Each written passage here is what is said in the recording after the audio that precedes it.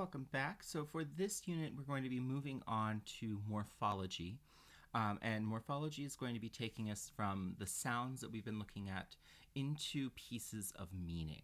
So to talk about a sort of transition between those, what we've been looking at in the last couple of units are sounds. And we've been looking at how in phonology, sounds can contribute to meaning, in which if there's one sound that changes in a minimal pair, you get a different word that means something different.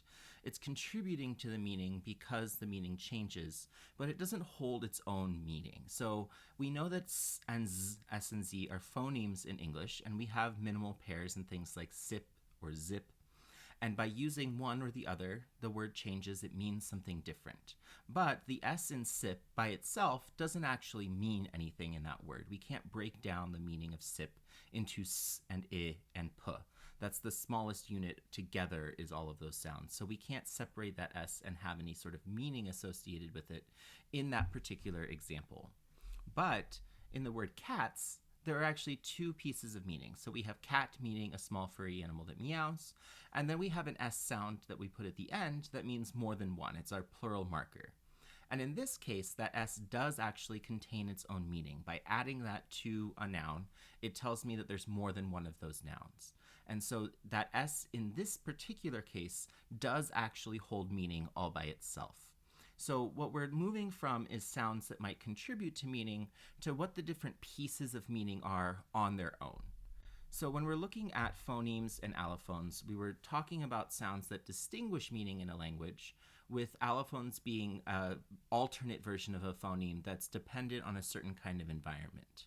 And when we move into talking about morphemes and morphology, morphemes are the smallest unit of meaning in a language. So phonemes are a unit of sound and they can distinguish meaning, but morphemes are actually holding meaning on their own.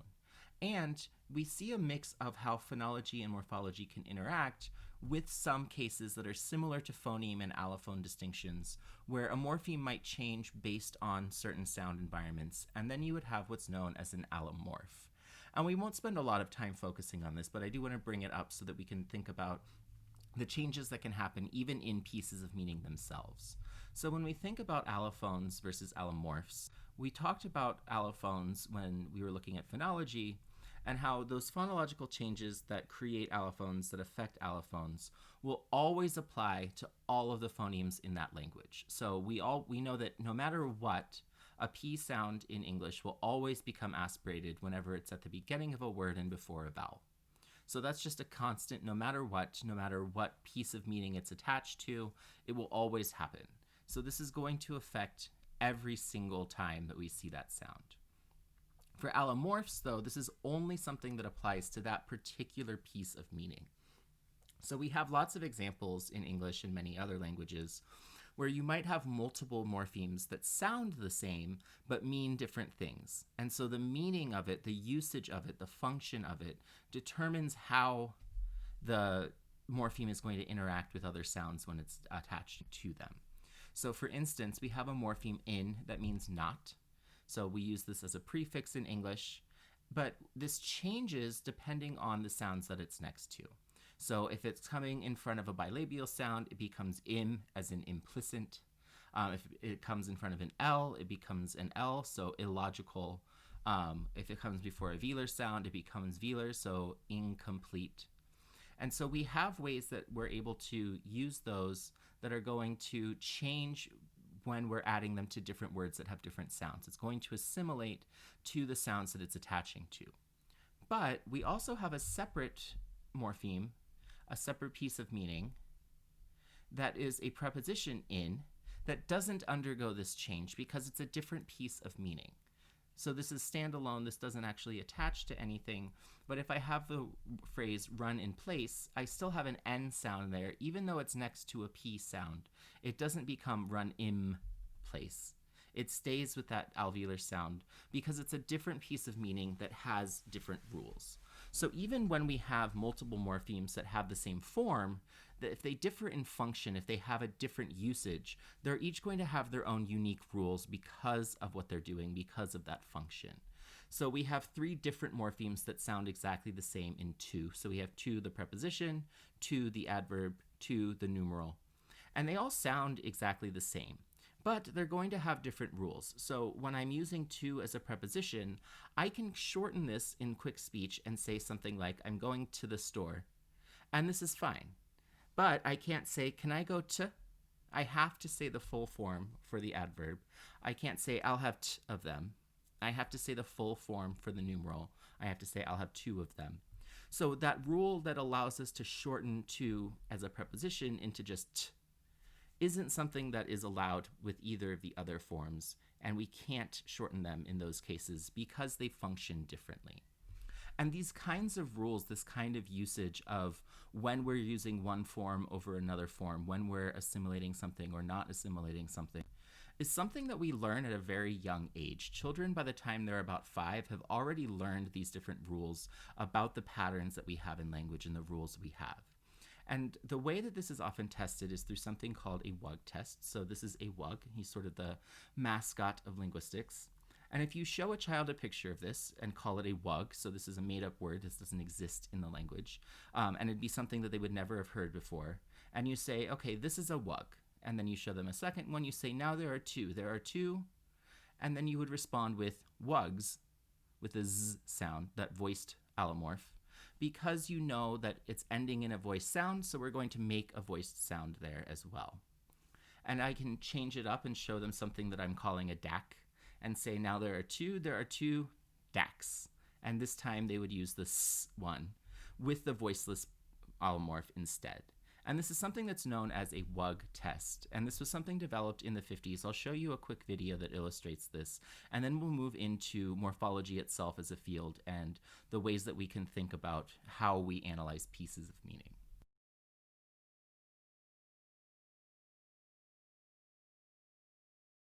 This is a LUN.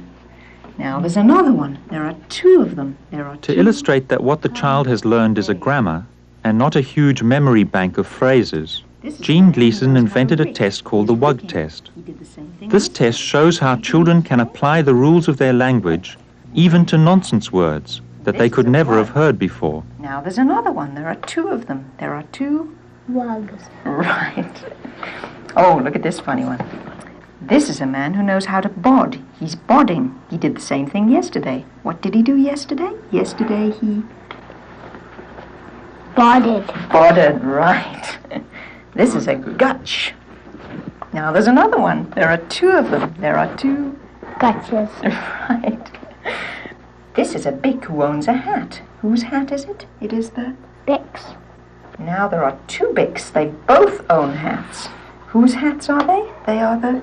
Bic's. Right. So with morphology, when we're looking at morphology, morphology is the study of morphemes.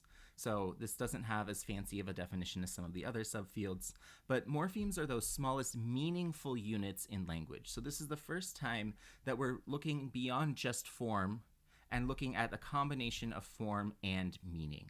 So form can be something that's phonetic, so how we say something. It can be manual in the case of signed languages. It can be written in certain cases that have, for languages that have writing systems.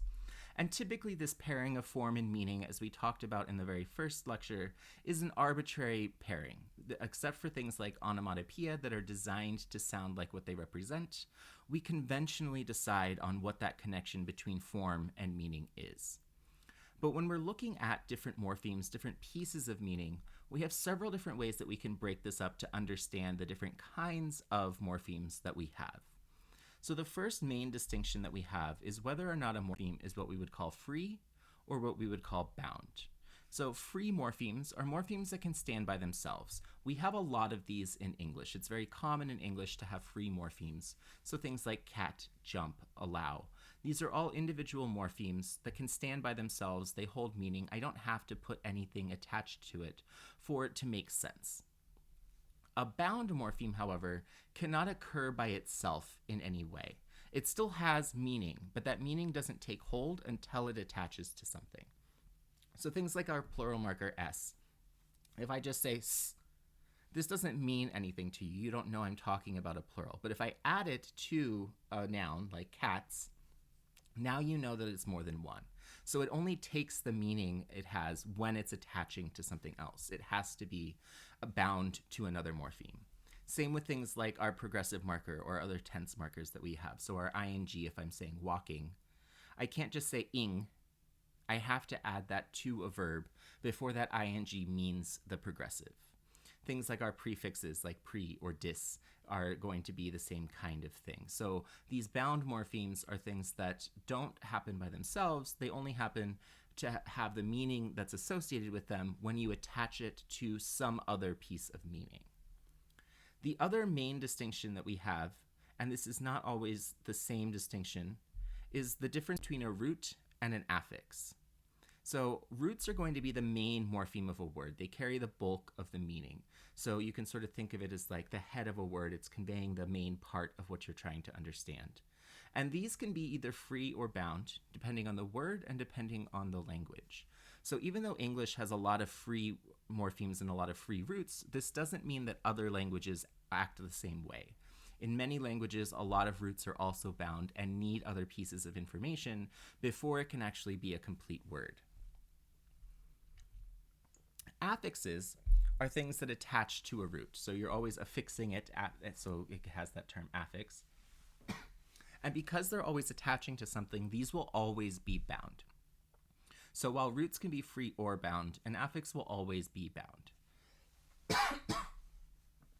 But it's important to remember that just because something is a root doesn't mean that it's free, and just because something is bound doesn't mean it's an affix. So this does often work out that way in English. Most of our roots are free, but not always. We do have some roots that are not actually free roots, that need something before it makes sense. So prehend in comprehend or reprehend is the root, it's the main piece of meaning, but we can't say it as a word until we add something to it and it becomes a word. Same with something like whelm in a word like overwhelm or underwhelm. We don't ever just say whelm. We have to add something to it before it's actually a complete word. These are sometimes known as cranberry roots in English, because in a word like cranberry, this is a compound noun, but cran, which is holding its own meaning, can't be by itself. It has to attach to something before it can be part of a complete word. So this is called a cran morpheme a lot when we have bound roots in English, because there aren't a lot of them, but we do have several where you can't use the word unless there's something else attached to it. Other languages like Spanish, most of their roots are bound. So almost all of their nouns, their verbs, adjectives are always going to be bound because there has to be some sort of marker attached to it before it's a word that can stand by itself. So in caminar, camin is the part that means walk, but there needs to be some sort of ending before it's actually a word that you can say. So I can say I walk, camino. I can say to walk, the infinitive, caminar, but I can't just say camin and have that mean anything. There has to be something attached to it before it's actually a word. So these are the roots. It has its own main part of the meaning, but it's still bound because I need something attached to it. And some languages are extremely bound and can put lots and lots and lots of different pieces of meaning together into what looks like a single word, into what we would use as a complete sentence. So if we look at an example from Yupik, we can look here and see that the root of both of these is anya, so boat, but we can see all of these other pieces that are attached to it. There's lots of pieces of meaning that are all put together, that all have their own understanding, but they can't ever be by themselves. They have to be put together with other pieces of meaning until you get what looks like one complete word, but which translates into a complete sentence in English. So in the first word, he will build a big place for working on boats. This is only one word in Yupik, but we need a full sentence for that. The second one, also, he probably will make a boat. Again, just one single word in Yupik, but a full sentence in English. So this is basically an entire story that's being told with two words in the example of Yupik, where anya is the root that means boat, and all of those other pieces of information are things that are adding to the meaning and are changing and giving us more information, but are still attaching as bound roots or as bound affixes to the bound root itself to give us just one single word.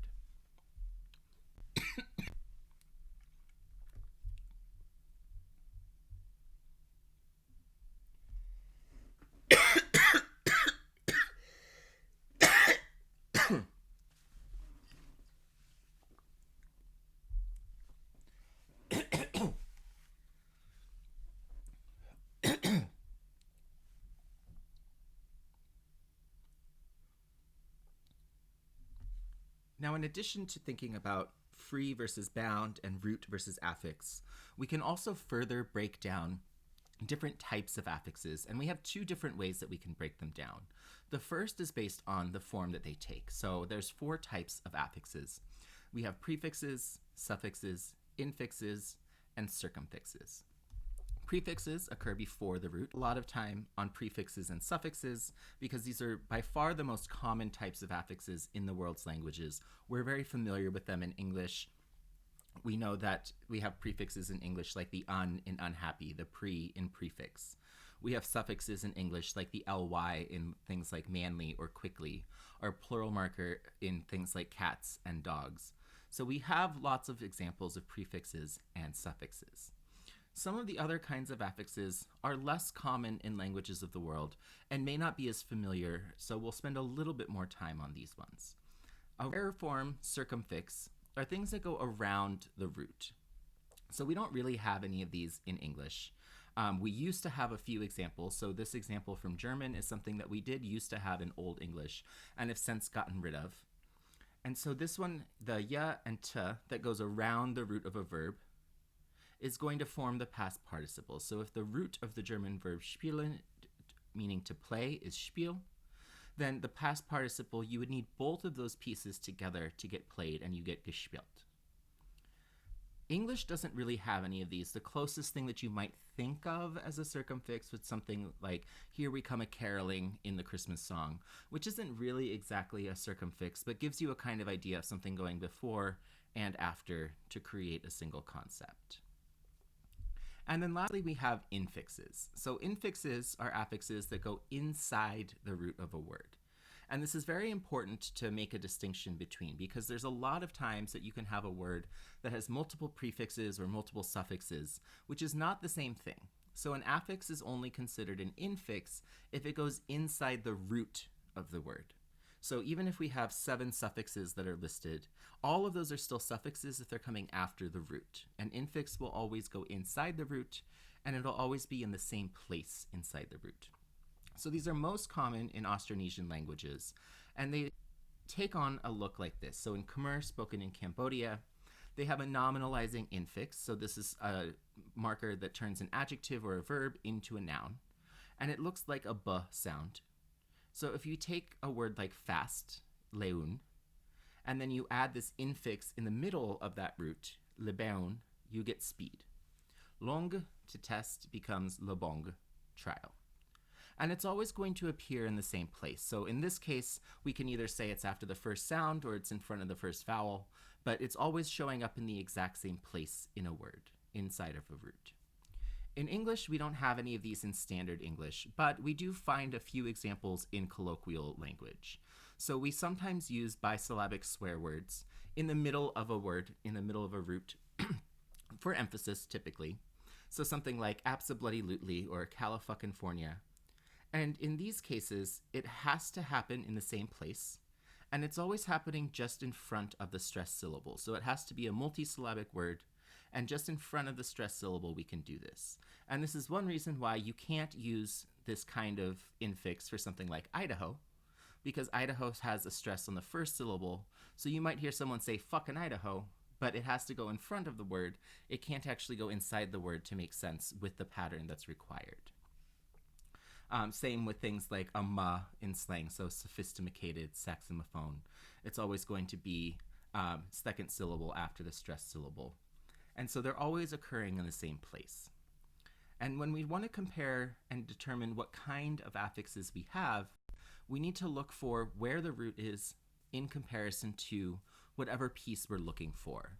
So in a language going back like Yupik, where we have all of these different affixes, in this case, these would all be suffixes because they're all happening after the root. So even though we have something like li, build, or make, in both of these examples, they're in different places in the word, but in each of the cases, they're after the root. So unless it was actually splitting up anya in boat into 2 different pieces and going inside that spot, it can't be an affix.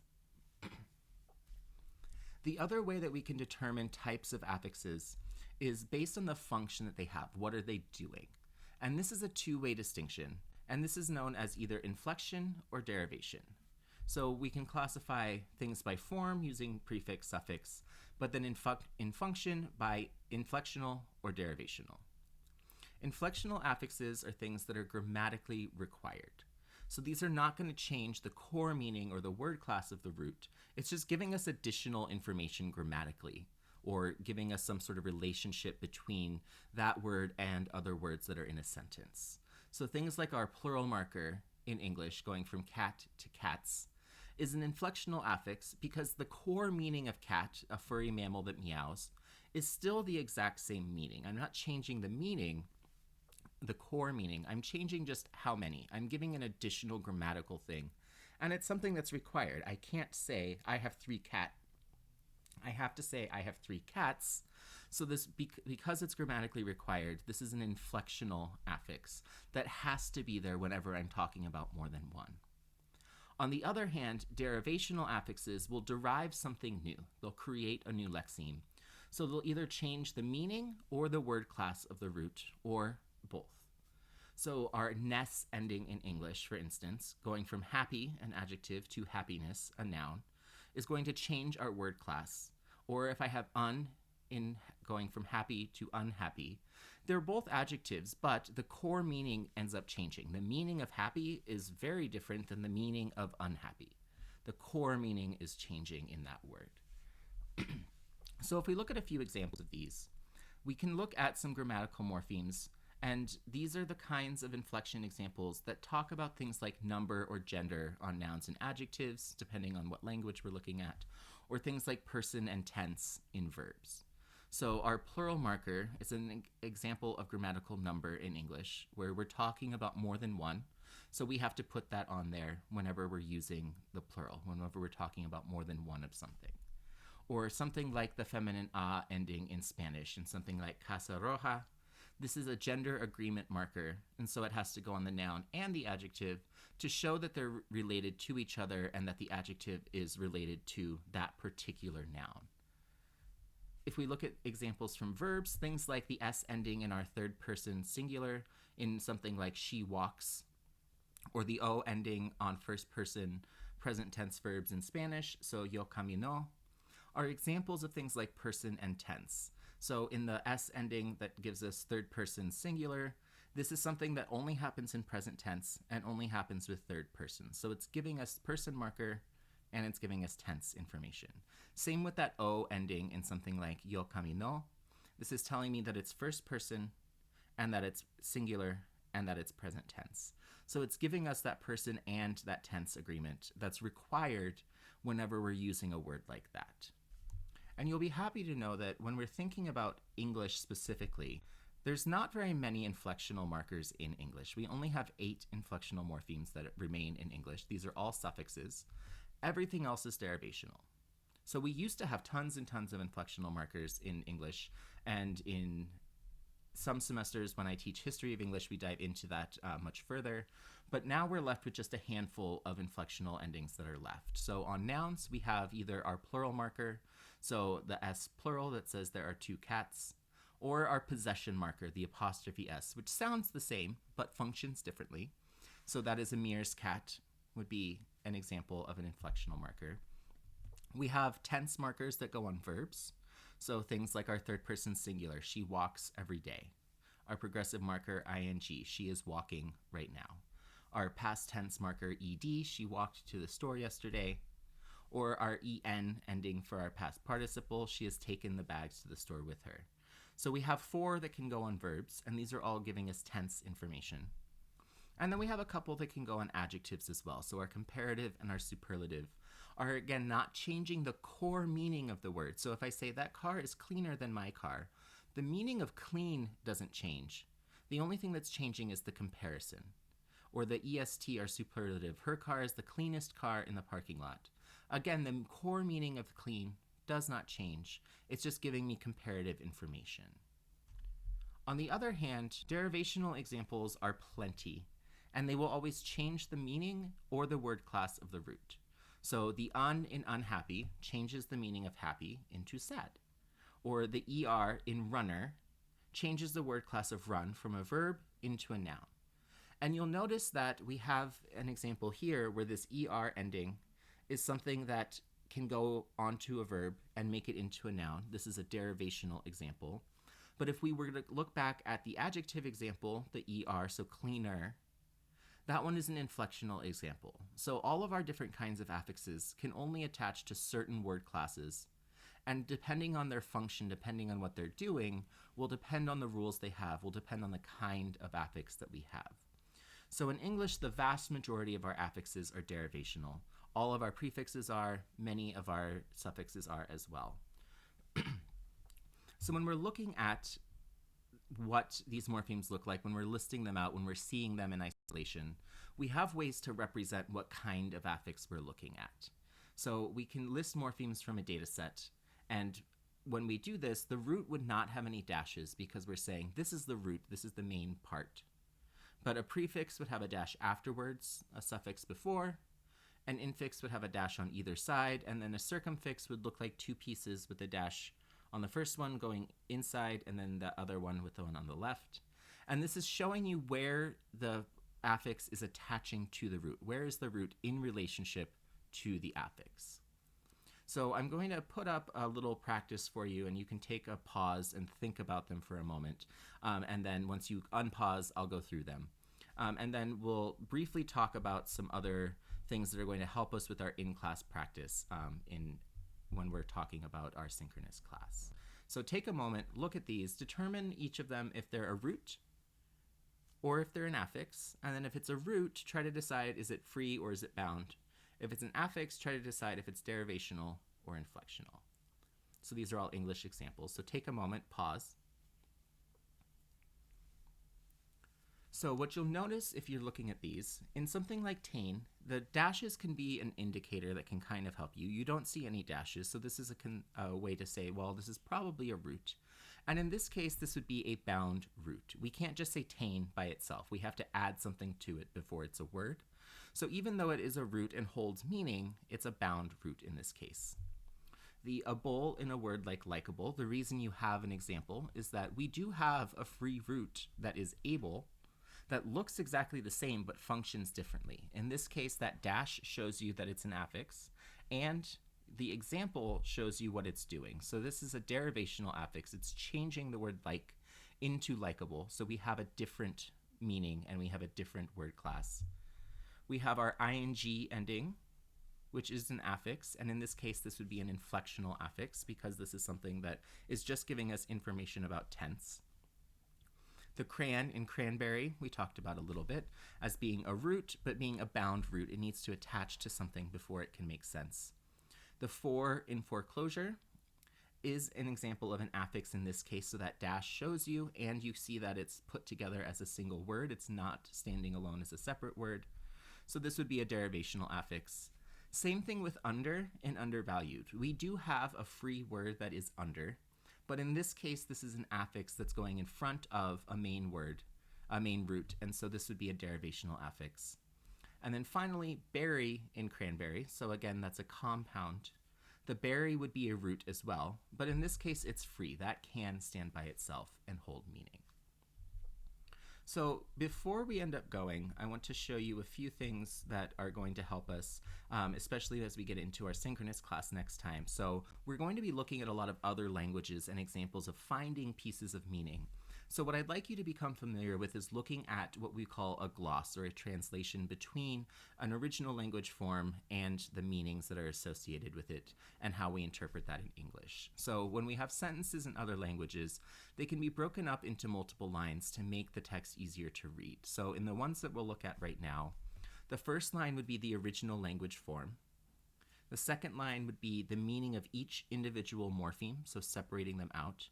And then the third line is what we call the free translation, which would be the way that we would actually naturally say it in English. So an example, in the Latvian form, we have words, this is coming from an example in your book, where we have a form in Latvian, and then morpheme by morpheme, it means wolf, eat in the third person, and man. But we would say this in English as the wolf is eating the man. So there may be a different number of words, there may be a different number of morphemes, but the free translation gives you how we would just naturally say this in English.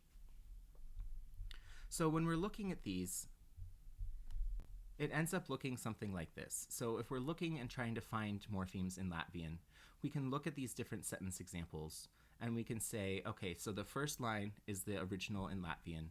The second line is what each individual morpheme is meaning. And then the third line would be the English translation for these. And if we want to look specifically at, we'll focus on the nouns in this one. You may notice that if you look at the same nouns, so if you look at the word field, for instance, we have the word field twice, but in the Latvian, there's different forms that it takes. But there's still the meaning of field. So if we're trying to determine what pieces mean something and what pieces mean what, you want to look for what you find consistently every single time. It's sort of like a logic puzzle where you're doing a process of elimination, finding what pieces mean what. So in this case, we have field, and it looks a little bit different each time. If we look at worm, again, we have a couple of different ways that it looks in the Latvian. That's all translated as worm in English. Or if we look at bird, the same thing. We have different pieces at the end of that word, but they're all translated as bird, and they're all bird in the free translation. So if we're looking at this, you may notice that there's parts that are the same every time, and then there's parts that are different. So what we can say here is if we're trying to find pieces of meaning, the part for field is going to be the part that's the same every single time. So in this case, lauk is the same every single time we see field. Putin is the same every single time we see bird. Tarp is the same every single time we see worm. And then we have those other markers at the end that are probably doing something different. And in this case, what these are called case markings. They're giving us relationships between those words in the sentence. And so we have a few of them. We have an S ending, an U ending, and then an A ending. And if you look back, and we'll go back to look at the examples in just a moment, you'll notice that the S ending is always occurring when the free translation shows that noun as the subject. The U is always happening every time that word is in the object position in our translation. And then the A is always happening whenever there's a location, whenever there's a prepositional phrase that has some sort of location information. So these are markers that are going directly onto the noun to give us information about what their relationship in the word is and what their relationship to the other words in the sentence are. So we have different labels for them. So subject is nominative, object accusative, our location locative. Those terms are less important for you right now. But in English, we do this with things like word order and prepositional phrases. So I have to put a subject at the beginning before the verb. I have to put the object after the verb. But in Latvian, they have more freedom because they have these markers. So these are inflectional markers because the core meaning of things like field or bird or worm doesn't change. It's giving you grammatical information about the relationship that's happening. So if we go back and look at these examples again, you'll notice that when we see field with an A, it's in that prepositional phrase within. It's giving us a location. But when we see it with the S ending, it's in that subject position. It's telling us that this is the subject. Or if we look at something like bird, we see it at the beginning of the example in Latvian in C and D, but it's at the end of the example in E. And it can move around even though the English translation doesn't have it in the same place each time. So it's at the beginning of the sentence in C and D in Latvian, but in English, it's only at the beginning of the sentence when it's in the subject position. So those markers are telling Latvian speakers the relationship of what's happening without having to move the words or with the freedom to move words around in ways that we're not able to do in English because we're relying on our sentence structure to give us that kind of information. So when we're looking for these pieces of meaning, and what we'll be doing a lot in class next time is finding out what are those processes of elimination, what are the pieces that mean something, and we'll be creating sort of a little mini dictionary that kind of looks like this, where we can say, well, the piece for field is lauk, the piece that means worm is tarp, the piece that means bird, Putin. We have our nominative, accusative, locative markers. And we can list these all out individually with their meaning in that sort of translation to kind of create a little mini dictionary of what each of those pieces of meaning actually stands for and how we would relate that to meaning if we're trying to translate that into English. So we'll have a lot more chance to talk about this in class. We'll be looking at things like inflection and derivation. We'll be looking at pieces of meaning, looking at several different languages of the world. So if you do have questions, please send me an email. Schedule office hours. I'm happy to talk more in office hours. And please bring those questions to class. We'll have a handout, we'll have some practice, and we'll be working in groups to really talk through this. We'll do some of them as a class together, and then we'll also have some breakout sessions where you'll be able to work in small groups to really kind of dive into some data and explore the way that you're seeking out these different pieces of meaning.